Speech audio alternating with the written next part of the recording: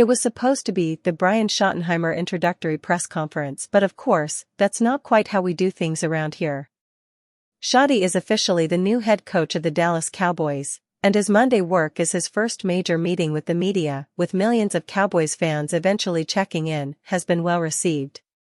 But over the course of the lengthy session, owners Jerry and Stephen Jones also placed themselves in the spotlight, and in the eyes of many in Cowboys Nation, put on display some of the very problems that have kept America's team from making a conference title game and a Super Bowl in 29 years.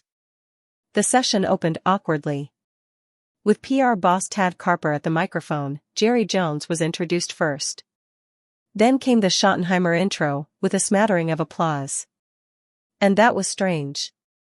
There were Schotty friends and family in the audience in the atrium here inside the Star, and there were some sponsors and business pals, too.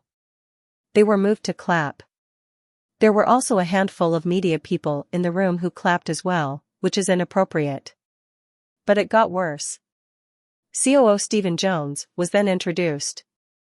As the co-owner, by the way, which is a new thing. And virtually nobody clapped. Maybe that's because those present realized that media applause at a press conference goes against form. But of course, it created the unfortunate impression that the audience judged Jerry's son as being unworthy of acclaim.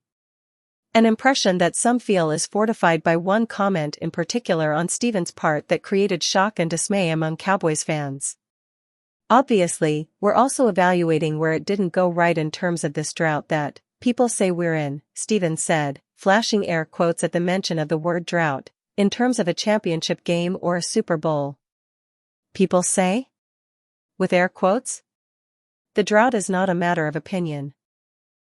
Nor is the word drought some weapon being used by Cowboys critics to make Jerry and Stephen look bad. It's simply a 29-year fact. It's a truth made more painful, maybe, because the rival Washington Commanders just staged a remarkable playoff run that means the Cowboys now have the longest NFC Championship game drought of all 15 teams in the conference.